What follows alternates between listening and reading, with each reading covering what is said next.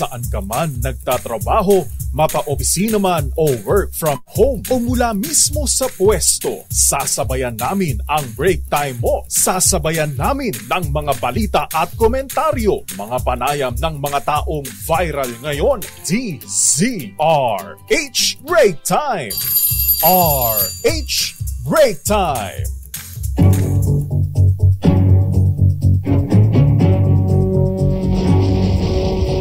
Magandang hapon ho, Luzon, Visayas, Mindanao. Welcome sa pang-edisyon mga kaibigan ng programang Break Time. Ano po mga lingkod mga kaibigan, sina Ray Sibayan sa ngalan po nila kay Mayor Deo Macalma. At Thea Pecho Corpus. Tuloy-tuloy sa pagbabalita. Tuloy-tuloy sa serbisyo. Sama-sama tayo, Pilipino.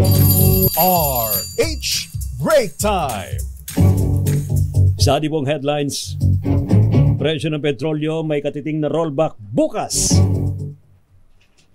Samantala, traditional jeepneys tiniyak ni Pangulong BBM na hindi maglalaho sa kalsada. Yun. Hirit na taas sweldo na 150 to 350 pesos sa bawat araw. Wow. Sana dun sa 350. Parang nakakaalangan kasi yan. Kasi yung 100 nga lang binibira na, no? Binabaril na what more yung 350 pesos correct. Per day. Parang times 2 na yan. Oo, times 2. Oo. Inalmahan ho syempre ng ECOP.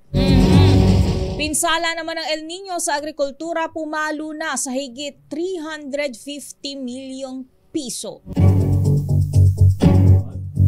Paglagda daw ho ni Pangulong BBM sa Magna Carta for Seafarers, abay bakit?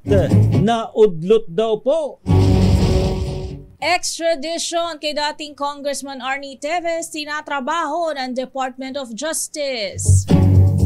Banat na iligal ang at hindi raw lehitimo ang madugong police operation.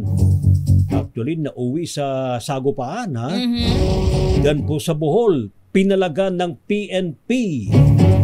Nako, nakakatakot naman to. Bus, sinuyod ang po. dalawang sasakyan sa TP Lex kung saan isa ang patay at siyam naman ang sugatan. Abay, nakaidlip daw yung driver nung partas. Ay, talaga naman, no. Ay, nyamot nito. Nakaparpartak mo't nga agpa-andar mo ti partas. Tatlong magkakapatid natusta naman sa nasunog nilang bahay dyan po sa may Taytay, Rizal. Naku naman, no. Pero ito, UP College admission test o UCAT, kasado na sa August 10 at 11. Good luck! Ito ba, kasado na ba talaga to o registration pa lang? Ha? Malalaman natin yan mamaya, no, ha? RH Break Time. At ngayon po sa detalye ng ating mga balita sa programang Break Time. Habang kayo po ay nagbe-break time, meron bang nagkakape ng ganitong kainit ang panahon? Sa bagay, ako ganun din, ha? Diba? Masarap pa rin mas mainit, mas masarap humigop. Humigop ng mainit na kape, ha? Na may kasamang pandesal. Yan, yung mga sinasawsaw-sawsaw na tinapay. Oo, saka tasty. Ha? Yung iba naman ay pandiregla, ng paborito nila kay Mayor, ha? Pandiregla. Kalihim. Yung tawag na iba dyan ay kalihim. Meron pang pandikoko. Yung yung ube. Tawag doon. Ube bars. Pandi-ube. Ube bars. Ube bars. Ayan, iba naman ang minimerienda o binay-break time ngayon ay tinupig.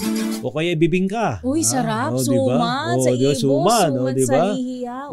Yan, wow. Kalamay. Ay, susapo, nakakagutom. Ay, mabisina ko na po. Madamdama kami pa yung mga makan, ha? May kasado hong katiting na rollback sa presyo ng petrolyo bukas. Ay, susapo. Katiting na naman.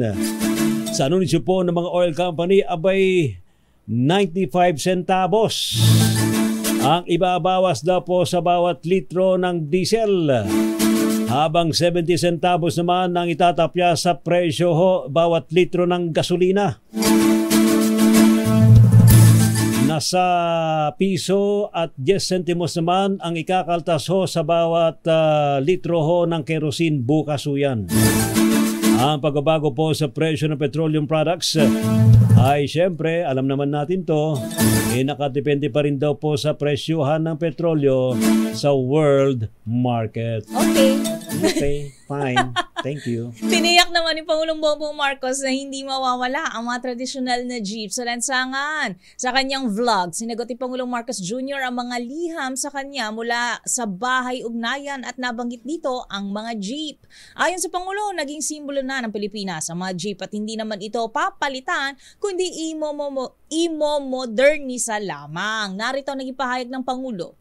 Hindi po natin pinapalitan ang ating traditional na jeepney. Ginagawang lang nating modern. Dahil yung pagkalinipat natin, ang gagawin natin electric yung mga yan, ay mas malaki ang kikitain ng ating mga nagpapasada. Dahil ang cost per kilometer ng mga electric na bagong modernized na jeepney ay mas mababa. Mas maganda nga ang kita ng ating mga nagpapasada. Bukod pa ron, hindi tayo nagdadagdag sa pollution at tayo sa Pilipinas ay ginagawa natin ang lahat ng kaya natin gawin para naman tugunan ang problema ng climate change. Ginawa ng Pangulo ang pahayag dahil sa issue pa rin ukol sa PUV modernization program na inaalmahan ng jeepney drivers dahil pinipuwersa umano silang bumili ng mga e-jeep na halos 3 milyong piso ang halaga.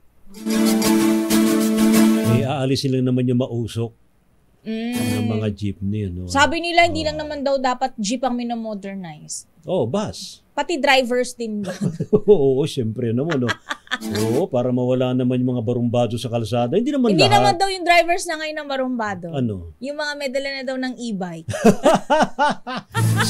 sila nangalang daw ngayon ng ano. Tunay na hari na daw sila. Ang hari ng kalsada. May mantakin mo, mayroon pa nakikita na na totoo ba yun pumapasok sa expressway? Oo, di ba? Wow. Ang lalakas ng loob. Abay, bawal yun ah. Bukod sa walang lisensya, wala nang age limit. Oo. Kasi di ba kapag meron kang imamaneho sa sasakyan, dapat 18 pataas, tapos dapat lisensyado ka or kaya naman guided ka ng professional driver. Kaya sumasakit na ngayon ang ulo ni Chairman Guadis. Kasi ng LTO. Kaya isinusulong nila ngayon dapat ng lisensyahan. Dapat may mga driver's license na yung mga nagmamaneho ng mga e-trike, e-bike. Diba? Para tinamantakin mo yan. Nasa gitna ng kalsada. Tapos, abay ko ako nakasaka niya, ninervyusin ako. Wow! Ang hangin yan, nakakatakot. Abay, paano kung biglang sinuyod ka ng truck dyan? Ng truck ng bus. Diba? Malalaking sasakyan, di ba? Mantakin mo. Oo, tsaka medyo matindi silang sumingit. Saka mga barubal, ha? Abay, lalo na yung mga nagbabike, saka yung pinaabante pa yung mga nagbabike sa bike lane. Mainipin. Dahil sila nasa bike lane, sila nang hari ng bike lane din. Kung hari na sila ng bike lane, abay, mas hari na ngayon sila sa kalsada. Diyos mio naman, Ay, tama yung gawin na hong regulated po yung pagmamaneho po ng mga e-bike, e-trike. Samantala, sa ating pa rin pong mga balita, marimpong inalmahan ng Employers Confederation of the Philippines o EGOP ang isinusulong sa Kongreso na 150 hanggang 350 piso na dagdag sa sweldo ng ating mga obrero. Ayon po kay EGOP President Sergio Ortiz Luis Jr., 16% lamang daw po ng labor force sa bansa ang mari daw makinabang dito habang mapeperwisyo lamang ang 84%. Ganon. Ang panawagan po ni Ka Ortiz Luis, ipaubay na lamang daw po sa mga Regional Wage Board ang usapin sa wage hike. Paliwanag pa ng Pangulo ng EGOP kapag isinabatas ang dagdag sa daily minimum wage, maaari lamang daw po itong magresulta sa pagtaas ng presyo ng mga bilihin at pagbabawas ng mga employer sa kanilang mga tauhan. Dadami ba ang huli ng fishermen dahil nagtaas kayo ng sweldo? Lalaki ba ani ng farmers kung nagtaas kayo ng sweldo? Yung mga ang ginagawa kasi ng mga enterprises, pagka tinaasan mo, walang pakialam sa productivity, walang pakialam sa profit mo. Dalawa lang pwede mong gawin. Ipatong mo sa presyo kung kaya ng merkado. Kung hindi na kaya ng merkado, magbawas ka ng tao. Yung ba gusto natin mangyari? Okay. Samantala, hindi lang sa Pilipinas, sumisipa ang presyo ng bigas. Sagot yan ni Pangulong Ferdinand Marcos Jr. sa tanong ng isang letter sender kung ang BBM ba ay nangangahulugang bigas biglang mahal. Grabe naman. Sa kanyang BBM daw bigas. ba? Ang ibig sabihin daw ba ng BBM ay bigas biglang mahal. Sa kanyang pinakahuling vlog, sabi ng Pangulo na maging ang mga exporting country tulad ng Vietnam at Thailand ay nakararanas din ng pagtaas ng presyo nito.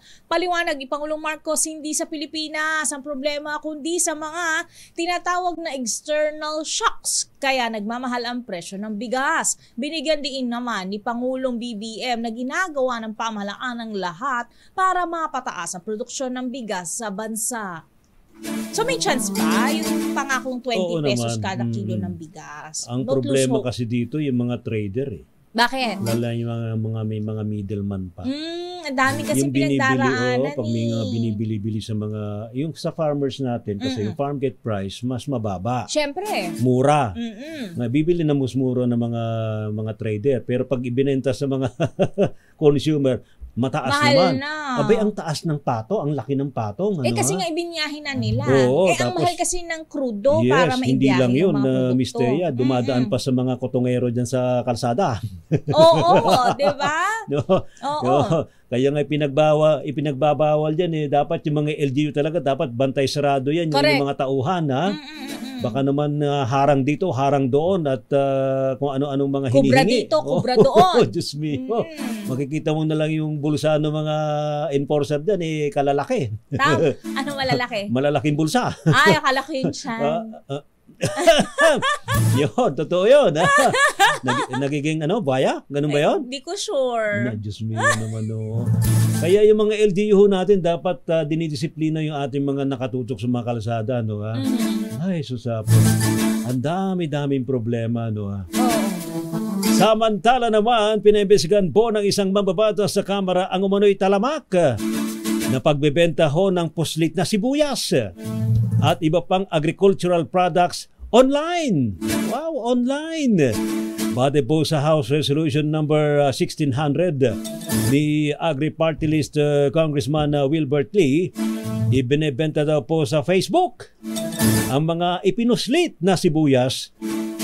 Bagsak presyo, Miss Thea. Grabe. Pwede ka na magpa-deliver. Local. ng lasuna. Ano ba lasa na imported? Natatabangan ako Mas gusto matabang, ko yung local. Gusto ko yung mas matabang. Yung mga galing sa ibang bansa. Malalaki nga pero walang lasa. Oo. Gusto nalabay. Gusto natin kahit maliit, masarap. Basit lang natartaraki. Mas malasa. Mas malasa. Oo, di ba? 25 pesos daw per kilo yung ibinibenta sa online. Ang grabe na, mura nga. Mapapamura ka naman sa lasa, wala kang malasahan. Kasi kailangan damihan din. Oo, di ba? Sabi ho ni Lee, may dalang panganib, may dalang panganib daw po ang mga puslit na agricultural products. Kasi? Dahil hindi ito dumaan sa tinatawag na phytosanitary analysis. Ay, totoo. Walang clearance na ito'y safe, nakainin. Batay po sa pinakahuling price monitoring po ng Department of Agriculture, naglalaro sa 60 pesos hanggang 130 pesos kada kilo ang presyo po ng lokal na red onions o pulang sibuyas sa mga pamilihan, habang nasa 90 pesos hanggang 100 pesos naman per kilo ang presyo ho ng imported na sibuyas. Kaya let's support local. Medyo mas mahal ng bahagya, pero konti lang yung kakailanganin mo kasi malasa na siya mas sa pagluto malasa, mo. mas masustansya, mas malinamnam. Nakatulong ka pa sa kapwa Pilipino mo. Pagsalo mo pa lang sa kawali niyan, sumasagit-sit yan sa kawali. Amoy na amoy mo iba yung ang samyo. bango. Correct. ng lokal na sibuyas. Tama. Sasamahan mo pa ng lokal na bawang. At lokal na kamatis. Yun. At lokal na luya. Ay, sus, Ano niluluto natin? nakakagutom na. Ano ha? Ano ba yan? Fried rice ba yan? Hindi, magigisa kasi ako eh. Kaya talaga? merong Diba? Fried rice may ba yan? onions, Yun, may kamatis, yun. may bawang, may luya. Tapos lalagyan mo na ng gulay. Lalagyan ko muna ng alamang. Isasangkot siya ko yung alamang dyan. Alam ko na saan para papunta yan. malasa. Ano? Mukhang pinakbet na Ayan! yan. Sarap nun Umabot na nga sa 357.4 million pesos mula sa 151.3 million pesos ang pinsala sa agrikultura ng El Nino phenomenon. Sa latest bulletin ng Department of Agriculture, nasa 8,000 mga magsasaka na ang apektado mula sa Ilocos Region, Mimaropa, Western Visayas at Zamboanga Peninsula. Sa datos ng DA, 79.54% na ang pinsala sa bigas, 16.98% sa mais, habang 3.47% sa iba't ibang high-value crops. Samantala, namigay na ang ahensya ng hybrid rice seeds sa non-vulnerable area sa Western Visayas para mapunan ang mga nalugi at high-value crops sa Region 9. Bigas na naman. Diba? Hindi na naman tayo makakapag-ani ng sapat kasi hindi tayo Totoo yan. Meron din nagtatanong dito sa ating live chat sa Facebook. Anong sabi? Sabi ni Marlon Maniedro, bakit ho buhaya ang tawag sa malalaki ang tiyan? Bakit? Dahil po ba yan sa dating artista si Buhaya? Uy, hindi naman. Sino? Sorry, hindi ako makalil. Bata meron pa kasi kasing ako. artista natin na, na komedyante, kung Buhaya ang pangalan. Okay. Hindi Anong yun, role niya lagi? Dahil po ba sa dating artista na si Buhaya na mabentang kontrabida nung dekada 80 sa pelikula na malaki din ang tiyan? Hindi ho nyo natumbok. Anong hindi natumbok? Yung tunay na dahilan kung bakit tinatawag na buhaya, yung mga malalaki ang tiyan. So, bakit? Kasi 'di ba mga crocs 'yon, mga kurap o mga crooks.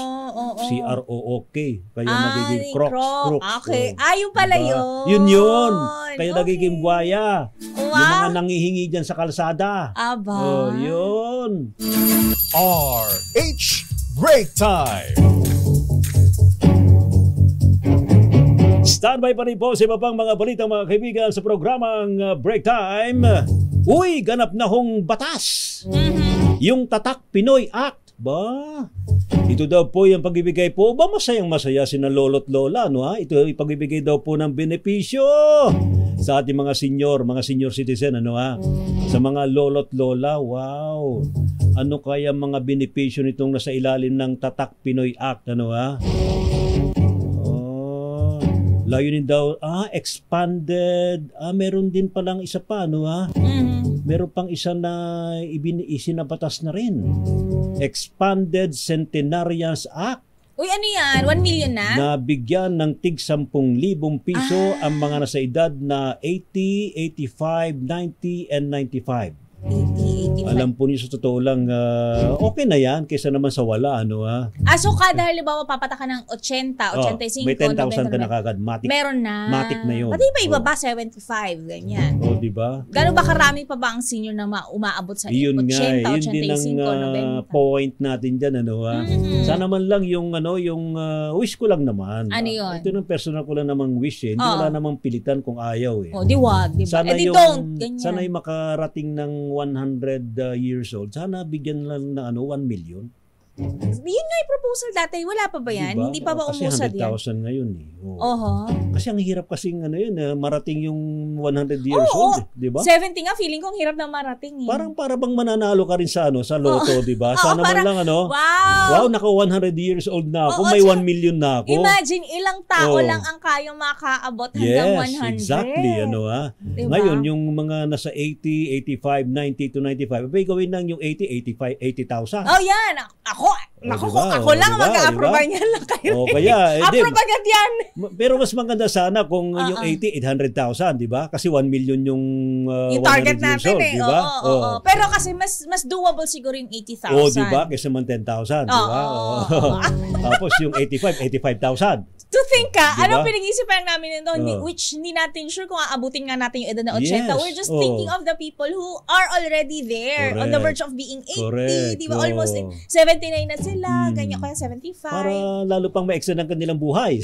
Oo, ganahan, di ba? Positive vibes yun, di ba? Oo, Good gaganahan vibes. silang mabuhay na ko. Ito, para marating maabutan ko diba? yung mga kaapu-apuhan ko. Saka tayo, mainganyo tayo, mamotivate tayo na maging healthy living. Oo. Para marating natin yung 80, 85, 90, hanggang 100 years old. Oo. O, di ba? Abay, mantakin mo, 100 years old, meron ka 1 million? Ayaw pa? Wow, ayaw mo pa yun? Pinag-uusapan lang namin to, ha? Hindi kami nangangako na magkakaroon nito. Ano lang po yan, proposal lang ho yan, mga suggestion lang ho yan. Bahala na po yung ating Wishful thinking lang po ito ni Ray and Thea. Huwag po kayong magpapadala. Bahala na po yung ating mga magigiting at mga magagaling natin mga mababatas kung yan ay kanilang maiisip at maaprubahan. Kung madidinig nila ang ating tugon, ang ating mga panalangin. Ayan. Ay, sana naman for the sake of our elders. Oo. Diba? Kasi kung walang mga matatanda, wala nga tayong mga... Sa magaling yung mga matatanda, kundi sa bata. Oo. Diba? Diba? Ngayon, para may promote natin yung healthy living, abay, ngayon pala, maging healthy living na tayo. Correct. O, diba?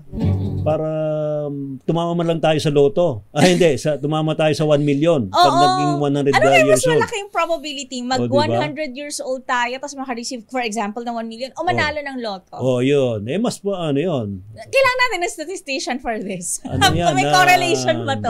Kasi may matinding pagsisikap yan pag gusto mong marating yung 100 years old, di ba? Oo, di ba? Pagsisikap, pag-iingat. Yun. Alright. RH Break Time. Pilipinas ang oras, alas 4:29 ng hapon.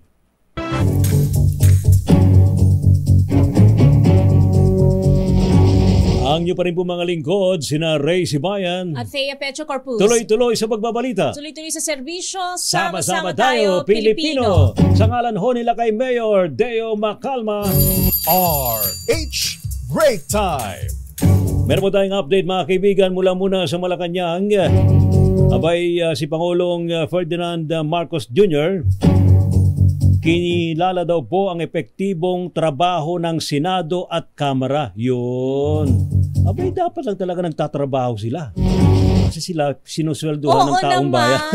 Diba? No, diba? Hindi nag-aaway-away. As they should. Yes, correct. Yes, diba? Ating alamin ang update mula sa Malacanang, RH14, Miss Let Narciso. Let. Ray at Thea, binati ni Pangulong Ferdinand Marcos Jr. ang Senado at Kamara sa pagpasa sa dalawang mahalagang batas na kanyang pinirmahan ngayong araw. Sa kanyang talumpati sa ceremonial signing sa Malacanang, nabi ng Pangulo na ang pagkakapasa sa Tatak Pinoy Act at Expanded Centenarians Act ay patunay ng epektibong trabaho ng dalawang kapulungan ng Kongreso. Nagpapakita rin anya ito na ang bicameralism ay sadyang nakadisenyo para pagsama-samahin ang talino ng mga senador at kongresista at nagbubunga ng maganda ang pagkakasundo. Ang pahayag ni Pangulong Marcos ay sa harap na rin ng isinusulong na amyenda sa economic provisions ng saligang batas. Una nang sinabi ni PBBM na umaasa itong magkakasundo na ang mga senador at kongresista sa usapin ng charter change at tahimik na magtatrabaho ang mga ito. Kanina ay parehong present sina Senate President Vic Zubiri at Speaker Martin Romualdez sa okasyon sa palasyo. Para sa ang gaganda ng ngiti nila, Miss Let, talagang totoo na bang nagkakasundo na sila? Ha? Okay naman sila. Wala nang parang wala nang nagpaparinigan eh. Oo nga kasi 'di ba sabi nga ni Speaker Romualdez wag na. Enough na. Wag nang magsagutan, magtrabaho na lang. Correct. Ayun. Pero sandali lang, bakit hindi na pirmahan yung isa, Miss Let, yung for seafarers? Oo, ang sabi ni PCO Secretary Chelly Graf ay under review pa. Patuloy pang pinag-aaralan ni Pangulong Marcos. Talaga. So, merong mga detalye o provision. Kasi kasabayod kanina Oo. Paano yun? Kung merong mali, di ibabalik muna sa Kongreso. Wala pa namang para i-correct. Binabanggit kung ano yung susunod na hakbang. So, siguro meron lang kailangan pang ayusin dun sa panukalang batas. Ayun. Ready na ba si Mr. President na biyaheng Australia? Oo. Kailan ba lipad niya? Kailan bang punta niya ng Australia? Sa Miyerkules. Miyerkules na. Yung kanyang Yun. Ilang araw birthday, yan, oo, Miss para Lef? sa kanyang, How many days? mukhang balikan lang yung One day? dahil meron lang siyang speaking engagement Ayun. sa parliament. One sa day only. Australia. So overnight or as in whole day? Abangan natin yung wala pang Itinerary. schedule. Alright. Thank you, Mike. Down under. He has a schedule down under. Grabe. Ang hirap talagang pag may kausap ang Australiano, talagang hirap mong intindihin di ba? Parang nasa ibang plano. Hindi, masintabi ho. Pero, well, Hindi tayo kasi sanay naman dyan si Miss Let Oo sanay naman dyan si Miss Let. No. Thank you, Mike. Thank you, Miss Let. Salamat. Balik sa inyo, Ray at Miss Thea. Thank you so much. Si Let Narciso mula sa Palasyo ng Malacanang. Sa iba pang balita, Tatak Pinoy Law, isang malaking hakbang tungo sa industrialization ng bansa. Ayon yan kay Senator Sonny Angara. Idetali mo, RH28 Raymond Dagpaas, Raymond. Thank you, Lakay. Go ahead, Lakay Raymond. Stay, Ray, malaking tulong sa pagunlad ng bansa ang kalalagda lamang ni Pangulong Bongbong Marcos na Tatak Pinoy Law na ngayon ay tatawaging Republic Act number 11981. Ito ang paniniwala ng pangunahing may akda ng batas na si Senador Juan Edgardo Sani Angara. Ang Tatak Pinoy Law ay produkto ng 5 taong masusing pag-aaral, research at konsultasyon sa mga nasa micro, small and medium enterprises, academe, foreign institutions at iba't ibang ahensya ng pamahalaan. Layunin nito na magkaroon ng mas malakas na koordinasyon sa pagitan ng gobyerno at pribadong sektor para mapatatag ang ekonomiya ng bansa. Sinabi ni Angara na dito malalaman ang mga pangailangan ng mga negosyante at kung paano sila matulungan ng gobyerno makatatanggap ang mga industriya ng suporta para sa expansion at upgrading ng kanilang operations upang lalong mas competitive ang kanilang produkto sa domestic at global market.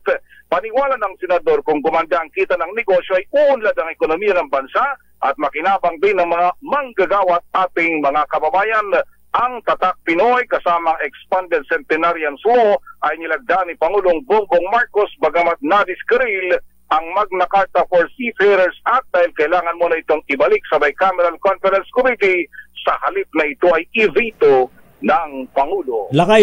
Ngayong hapon, yes, Ray. Yung Tatak Pinoy ba, ano to, para i-promote yung natin, local products, no? I-promote yung local products at bigyan sila ng suporta ng gobyerno. Yun. Itong mga industriya na nandito sa Pilipinas na makipag-compete hindi lang sa domestic market, yes, pero meron din sa global market. At ayun ay nababanggit din itong nung huli Lakay na dapat ay kumbaga suportahan natin yung local industry. Tama. Kumbaga mismo ang gobyerno, yun may binabanggit din sa report ko kanina kay Lakay sa umaga na yung halimbawa yung mga furnitures na napakagandang gawa sa Timor at iba pang bahagi ng bansa, tangkilikin din ng mga government agencies mismo. Mismo mga opisyal ng gobyerno. Tama. Mismo mula sa pinakamataas, mula kay Pangulong BBM hanggang sa pinakamababang opisyal ng gobyerno. Dapat ganun. Dapat yung gumagamit ng Pinoy products. Halimbawa, kung kawayan ba yan, kung naraman yan. Yes, dapat mga public official natin nangunguna. Hindi imported, di ba? Yun ngayong sinasabi. Ang problema kasi, mas gusto nila yung imported dahil mas mura at mas mura daw. Kaya lang, yung durability naman. Tama, bibili ka na naman. Maasahan. Correct. Mapapagastos ka rin. Yung bang gluta imported? Yata! Oo. Parang wala tayo niyan. Bigla ko naisip yung gluta drip. Napaisip tuloy ako, bakit yung gluta drip ang inisip mo? Ang sabi ko, Nara, kawayan, kamagong. Hindi kasi para kung sakali may local, dapat i-promote natin na may local na gluta drip. Naku. Lakay Raymond, parang nagpaparinig ko sila kay Ray. Gusto pang ng gluta products. Diyos me, naman. Tanungin ko na tanungin natin. Pero nung interview nag-sorry na nga kayo naman, Umiwas na. Nag-sorry naman sabi pala ni Senate President, nag-sorry na nga, okay na yun. Tama na. Naman yan. In fairness, tama na. Sana huwag Tantanan na. na ipagnalaki yung IV drip nila sa kung saan-saan.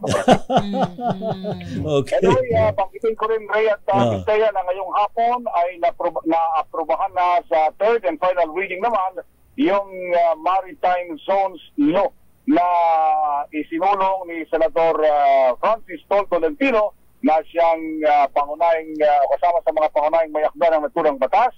Ito yung pagdideklara ng mga kumbaga yung mga saklaw ng Pilipinas sa mga palibot nating karagatan maliban lamang sa West Philippine Sea. Para sa kauna-unahan sa Pilipinas, DZRH, ito si Raymond Dantas, tuloy-tuloy sa pagbabalita, tuloy-tuloy sa serbisyo, sama-sama tayo, Pilipino. Thank you. Maraming salamat, Lakay Raymond Dantas. Ikaw ba, na-try mo na ba yun? Alin? Yung gluta-gluta na yun, IB na yun? Yeah. No comment. No. Ay, sus, po. Dami tuloy na curious tuloy dyan. Ano? Pero ito lang masasabi ko, kapag kami ilalagay ka sa katawan mo, siguraduhin mong doktor ang magpe-perform yan. Kasi marami nang nangyari na gusto kong ma-enhance to, gusto kong humaba ito, maging mas magandang performance nito. And then kung ano-anong ginagawa, anong ilalagay ng kung sino lang. Ano nangyari? Diba? Dapat yung doktor talaga. Legit doktor. Hi, Doc Clarence. Hello.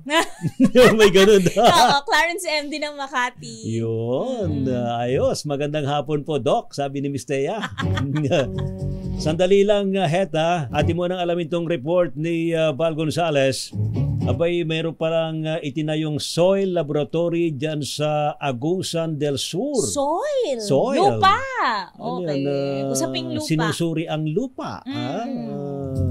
Kung kano kataba ang lupa. Yun, iba't ibang klase ng lupa. Ayan. Ating alamin mga kaibigan na report mula kay RH5, Val Gonzales. Val. Ray, Mistea, nasa 14.5% nang nakukumpleto ang 250 million pesos na halaga ng soil laboratory facility na itinayo ng Department of Agrarian Reform o DAR sa Prosperidad, Agusan del Sur. Ayon kay DAR Public Information Service Director Jose Genil de Morito, ang pasilidad ay may kakayahang suriin ang physical, chemical at biological na katangian ng lupa gamit ang mga advanced equipment at teknolohiya. May kakayahan itong magsuri ng 50 hanggang 100 samples ng lupa sa isang araw at may lalabas ang resulta ng pagsusuri sa loob lamang ng 3 araw. Ang soil testing facility ay magagamit din para suriin ang mga pananim, tubig, fertilizer at gas samples. Ang soil lab ay magbibigay ng kaalaman sa isang magsasaka kung anong angkop na pananim sa isang sakahan at kung gaano karaming pataba ang kailangang ilagay para sa mas mataas na produksyon. Una nang ininspeksyon ni Pangulong Ferdinand Bongbong Marcos Jr.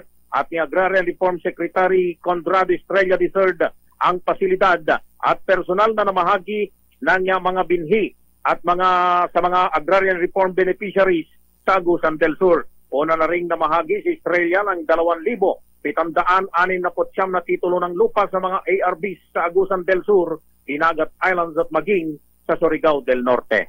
Para sa kauna-unahan sa Pilipinas, DZRH, ako naman Val Gonzales, tuloy-tuloy sa pagbabalita, tuloy-tuloy sa serbisyo. Sama-sama tayo, Pilipino. Thank you. Maraming salamat, Val Gonzales.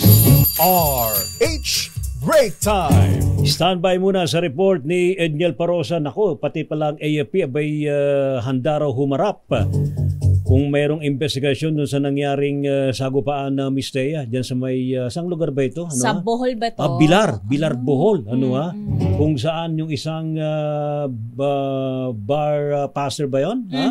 Abay isa sa mga nadamay, napatay. Na sinasabi hinihinalang rebelding NPA. Naku naman, no. Pero sabi naman ng pulis, lihitimo naman daw yung operasyon. Actually, magse-serve yata sila ng warrant pero nauwi sa bakbakan. Naku naman. Standby pa rin po si mga balita mga kaibigan sa programang Break Time. Pilipinas ang oras, 10 minuto bago sumapit ang alas 5 ng hapon. H Break Time.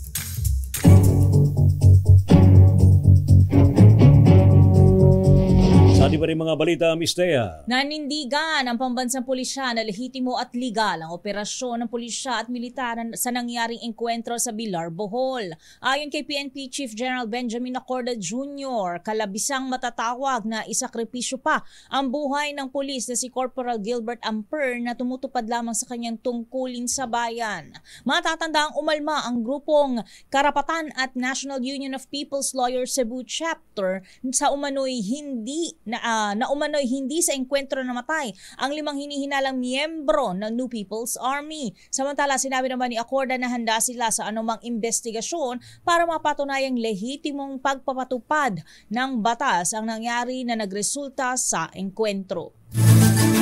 Sa kaugnay pa rin pong balita, pinalalahanan po ni Pangulong Ferdinand Marcos Jr. ang Armed Forces of the Philippines na dapat daw pong maiwasan ang pagdami ng casualty sa mga operasyon nito laban sa mga rebeldeng grupo.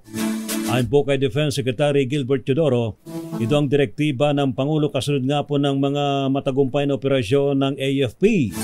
Magugunitang 6 na sundalo ang namatay sa engkwentro ng militar at ng Dawla Islamiyya Maute Group, habang 1 sundalo naman ang napatay ng New People's Army. Sa pinakauling bilang po ng AFP Public Affairs Office Chief na si Colonel Cerces Trinidad, mabot naman sa may 223 Communist Terrorist Group members at 18 local terrorist group members ang na-neutralize hanggang nitong February 15. Samantala, ang Armed Forces of the Philippines Visayas Command handang humarap sa investigasyon kaugnay ng engkwentrong ikinasawi ng bar passer at 4 pang umano'y NPA. Narito ang detalye sa balita yatid sa atin ni Edniel Parros sa RH52. Edniel. Ray at Thea, handangang humarap sa investigasyon ng Armed Forces of the Philippines kaugnay ng pagkasawi ng bar passer na sinasabing miyembro ng New People's Army sa Bilar, Bohol. Ito ang sagot ni AFP Visayas Command Commander Lieutenant General Benedict Arevalo sa akusasyon ng Communist Party of the Philippines na dinakip at tinorture si Hana Sisista kasama ang 4 pang iba bago pinatay. Ayon kay Arevalo, wala nang bago sa pahayag na ito ng CPP at iba pang makakaliwang kilusan patungkol sa mga operasyon ng militar. Tinawag na propaganda ng general ang ipinamamalitang ito ng mga komunista na salungat sa report sa ground na batay naman umano sa facts o katotohanan. Sa hiwalay na social media post, nagpahayag naman ng panghihinayan kay AFP spokesperson Colonel Francel Padilla sa kinahantungan ni Hana na nakapag-ambag sana sa lipunan kung hindi man siya nasali sa kilusan. Una nang kinilala ni Padilla, bar passer bilang party wife umano ng isang Parlito Segovia na kasamang napatay sa joint military at police operations noong nakarang linggo kung saan target ang leader ng Bohol Committee ng NPA na si Domingo Compok. Para sa kauna-unahan sa Pilipinas, DZRH, ito si Edniel Parrosa. Tuloy-tuloy sa pagbabalita, tuloy-tuloy sa serbisyo. Sama-sama tayo, Pilipino. Thank you. Maraming salamat, Edniel Parrosa. Ganap na hong batas ang Tatak Pinoy Act at ang pagbibigay ng benepisyo sa mga lolo at lola.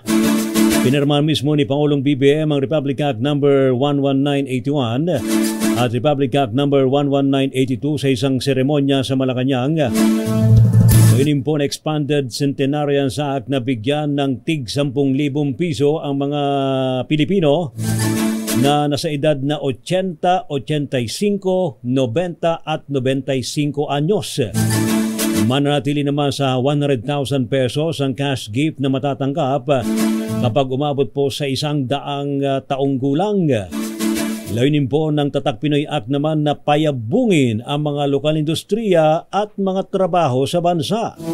Sinabi ni Pangulong BBM na hindi lang dapat na branding ang itinataguyod kundi pati na rin ang pagpapalakas pamumuhunan sa mga produktong Pinoy. Samantala, patay ang isang lalaki matapos araruhin ng partas bus ang sasakyan nito at isang truck sa TP Lexan Isidro Rosales, Pangasinan. Kinilala ng pulis ang namatay na biktima na si Mario Taguba Pascua, 49 na taong gulang, isa sa 8 sakay ng Toyota Revo at sa ulat ni OIC Cop Major Glenn Dulay, posibleng inantok umano ang bus driver na si Jonas Calindas, 46 na taong gulang nang mangyari ang aksidente pasada alauna ng madaling araw. Unang nabangga ng bus ang likuran ng Revo na tumilapon at bumaliktad sa shoulder ng daan saka nabangga ang isang elf truck. Dinala sa ospital ang 7 sugatang sakay ng Revo at konduktor ng bus at isang pasahero nito habang nagtamo naman ng minor injuries at 3 sakay ng elf truck. Nasa kustodiya na ng pulisya ang bus driver na mahaharap sa kaukulang kaso. Nagsimula na raw po ang proseso naman para mapabalik sa bansa si dating Negros Oriental Congressman Arnie Teves. Ang po kay Secretary Boying Remulla ng DOJ, ito po ay kasunod ng pagpapawalang bisa ng korte sa pasaporte ni Teves. Inagho ni Secretary Remulla na may una nang naging usapan ng gobyerno ng Pilipinas at ng Timor-Leste para umusad ang negosasyon. Binigyan din naman ng opisyal na hindi politikang issue kay Teves kundi ang pagkakadawit nito sa pagpatay kay dating Negros Oriental Governor Roel Degamo at siyam na iba pa. Sa iba pang balita, pinagsabihan ng kampo ni Pastor Apollo Quiboloy ang Senado na huwag abusuhin ang kanilang kapangyarihang mag-issue ng subpoena. Ayon kay Attorney Ferdinand Topacio, legal counsel ni Quiboloy, hindi trial ang Senate inquiries at dapat maghain ng kaso ang Senado sa korte laban kay Quiboloy. Sabi ni Topacio, naging trial by publicity ang kaso ni Quiboloy samantalang hindi naman korte ang Senado. Kailangan umanong matuto ng mga senador na makinig sa mga proklamasyon ng Korte Suprema at huwag abusuhin ang kanilang kapangyarihang magsubpina. Patay ang 3 magkakapatid. Naku naman naginang sa sunog na sumiklab sa Barangay Dolores, Taytay, Rizal kagabi. Ayon po sa Taytay Command Center, ang mga namatay ay kinilala pong sina Ginang Celerina Valera, Gloria de Silva at Elvira Valera. Abay, may mga edad na pala ito, Miss Thea. Si Aling Celerina ay 59 years old. Si Aling Gloria ay 77 years old. At si Aling Elvira ay 70 years old. Hindi nagising. Hindi nagising nga ang nangyari. Meron palang isang PWD. Ayon sa panayam ng DZRH kay Larry, anak ng isa sa mga namatay na itong si Aling Gloria, sinabi niyang nailigtas niya pa ang ina at tiyahing si Celerina pero binalikan umano nila ang kanilang kapatid na lumpo. Naku naman Binanggit din ni Larry na nagsimula sa kanyang bahay ang apoy dahil naman sa nagliyab ang electric fan.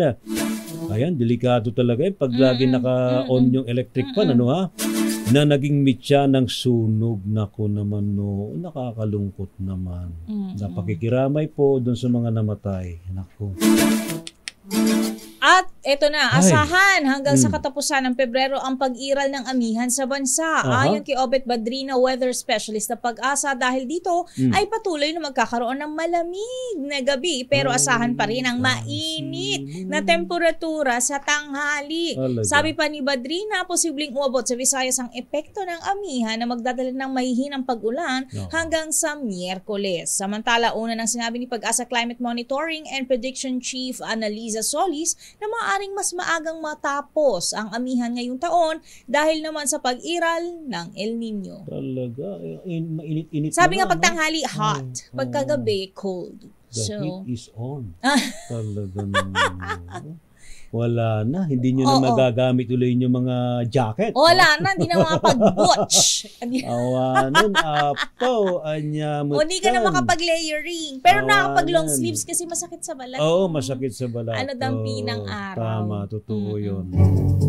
Pero heto, sa mga nag-aabang po ng UPCAT, yan. Abay, talaga pala, sa August 10 and 11 na pala, Ayon po sa UP Systems Office of Admissions, maaari na raw mag-fill out online ng application form 1 ang mga applicant para po sa naturang UPCAT.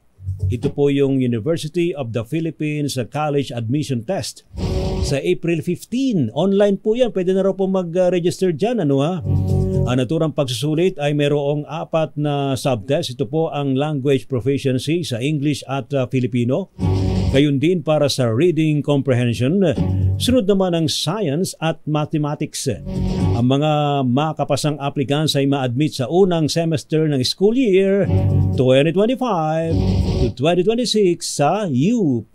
Yun, good luck kung sinong mga mag-e-exam na yan sa UPCAT. At ngayon, Miss Thea. Ito na!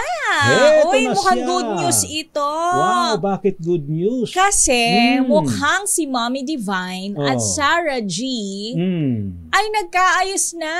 Uy, buti Paano naman. Paano nasabi? Yan. Idetalye mo ang balitang ito, Showbiz Princess Aliyah Ikatlo IV. Go ahead, Miss Aliyah.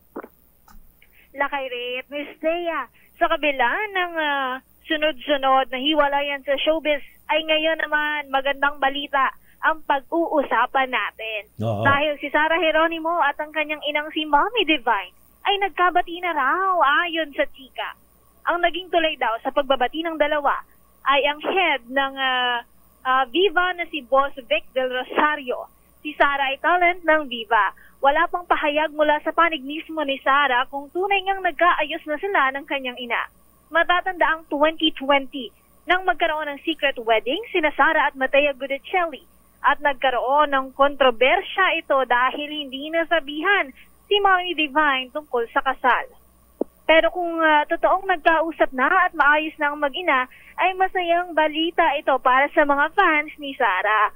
4 years na kasing kasal ang dalawa, ibig sabihin ay posibleng ganito na rin katagal na hindi nag-uusap ang mag-ina. Para sa Break Time Showbiz, ito si Aliyah Ikatlo. Tuloy-tuloy. So nag-uusap na sila ngayon? Okay na. Ayan, ayon sa maraming sources ay nag-uusap na at nagkabati na daw itong mag-inang Mommy Divine at Sarah Geronimo. So magkakaroon na ba ng renewal of vows din? Kasi syempre bati na sila magnanay. Di ba parang si Cheese and Heart? Nag-renewal of vows kasama yung mother. Yes. Miss Tayo, wala pa namang ganyang anunsyo ang mag-asawa, pero parang recently nag-post si Mateo Gudicelli ng kanilang picture together ng kanyang asawang si Sarah Geronimo. Antayin natin, baka dahil parang maka-attend naman si Mommy Divine at ang pamilya ni Sarah sa kanilang kasal. Akala ko nag-post ng picture si Mateo together with Mommy Divine. Yes, so dapat ganun. Ganda siguro tingnan. Correct. Para peace be with you na, peace on earth. Thank you, Miss Aliyah. Back to you, Lakay Ray at Miss Thea. Back to us. Salamat, Miss Aliyah. And we're back. We're back. And we will be back tomorrow. Hoy, mainit na ang panahon kaya dapat stay alive tayo, ha? Oo. Diba? Tubig, maraming tubig. Yun, correct. Inom lagi ng maraming danom.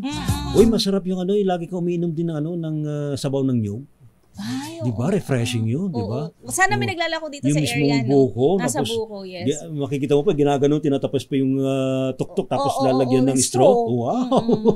Tapos pag naubos sa, bibiyakin kung kakayurin yung laman. Yung gusto ko yung sa may bawang, bawang La Union, kasi maayos yung pagkakatapyas nila ng, diba yung from buko shell, tapos ang galing, no? Oo, yung buo yung buko meat. Wow. Oo. Sana ganun din dito yung nilalako para kumakaway-kaway yata yung mga tabing dagat. Ang init kasi. Kumakaway-kaway na. Halika na.